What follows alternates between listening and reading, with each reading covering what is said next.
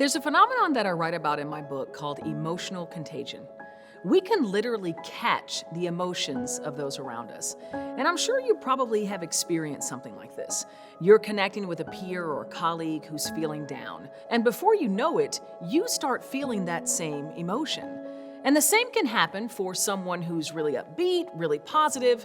After you finish engaging with them, you just feel high and maybe you can't explain it. We literally can catch the emotional energy of another. I'm Cassandra Worthy. I'm a speaker and founder and CEO of Change Enthusiasm Global. And I'm the author of Change Enthusiasm: How to Harness the Power of Emotion for Leadership and Success.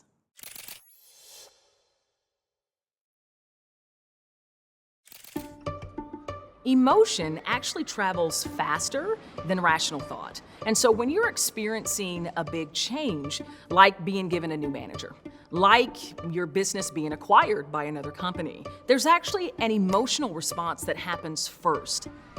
And the first things that we typically face are what I call the signal emotions of change. And those are fear, frustration, anger, anxiety, and grief. And I feel too often we are taught or we have learned to suppress those emotions, to ignore them, especially in the business world, in the professional setting, because the change has to happen. You got to get through it, so let go of those emotions and just grit your teeth and bear it. And so it's so important that we are in tune to recognize those emotions because they're very powerful. When we're fueled purely by those signal emotions, we do and we say things that we often regret. And I know that either you yourself or you've experienced folks around you who have acted in anger, who have acted in rage. And that can take you into that mental downward spiral.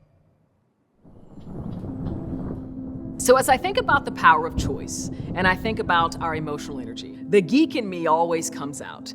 And I think about the first law of thermodynamics, and it talks about energy, that it can neither be created nor destroyed. Rather, it can either be transferred, transformed, or conserved.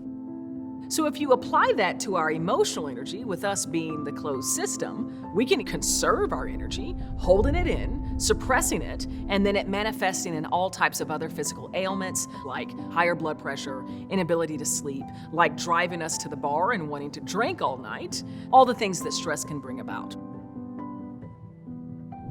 We also have the choice of transferring that energy, which is like emoting, venting to another. And honestly, this is where most of us go at the very beginning of a change announcement because it's kind of our natural tendency. We want to vent. We want to talk about how terrible this is. Did you hear about this announcement? Can you believe this? And so it's moving that energy. But if you're only venting, if you're only transferring the emotional energy from one individual to another, it's like playing this game of hot potato. Right? You're just moving that same energy all around. And it's not just one individual churning and moving into a downward spiral, it's the entire organization. The other choice that we can make is to transform that energy. That's like transforming anxiety into anticipation. It's the same energy, but it carries a different signature. It becomes fuel.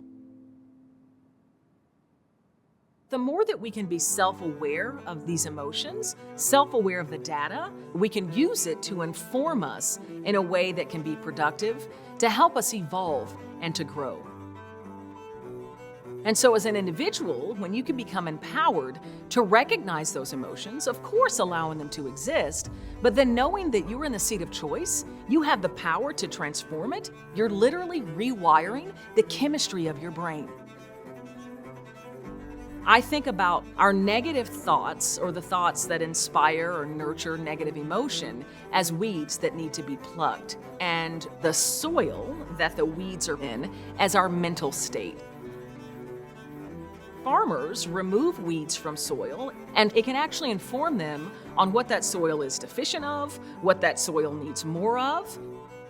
It's a really compelling analogy for me because it teaches me that if we can remove the negative thought from our mind and then explore it, understand it, it can inform us of our mental state. And then the more that we're informed of our mental state, what's lacking, what's deficient, what do we need to be nurturing, what should we be thinking, it can help us reap our intended crop or the way that we wish to experience that change. You're going to face an infinite amount of change in both your personal and your professional career. We can be empowered for that change to happen for us and not against us.